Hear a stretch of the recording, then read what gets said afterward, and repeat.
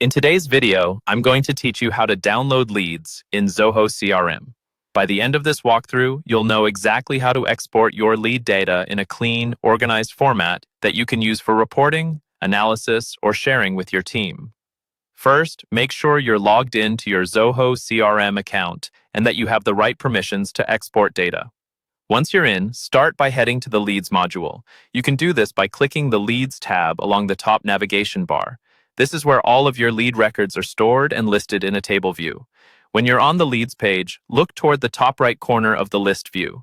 You'll see a button or drop-down labeled Actions. Go ahead and click that. The Actions menu is where Zoho groups a lot of bulk operations, and exporting is one of them. From that Actions drop-down, choose the option that says Export Leads. Clicking this will open the Export Configuration window. This is where you decide what your downloaded file will look like and what information will be included. In the Export window, the first decision you'll make is the file format.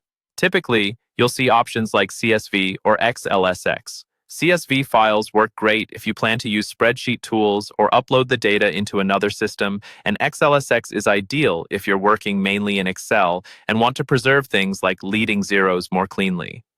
Choose the format that best fits how you plan to use the data. Next, you'll select which fields you want to include. You can usually choose between exporting all fields, which grabs every column available for your leads, or selecting specific fields that matter most to you, like name, email, phone number, status, or owner. If you're sharing this file externally, this is a good moment to be intentional and avoid exporting any internal notes or sensitive fields you don't want others to see. Once you've chosen your format and fields, review your settings for a moment to be sure everything looks right. When you're ready, click the Export button. Zoho will process your request, and instead of downloading instantly in some cases, it will create a download link in your export history. Wait a few moments, then go to your export history section, where you'll see your recent export listed. From there, click the download link to save the file to your computer, and you're done.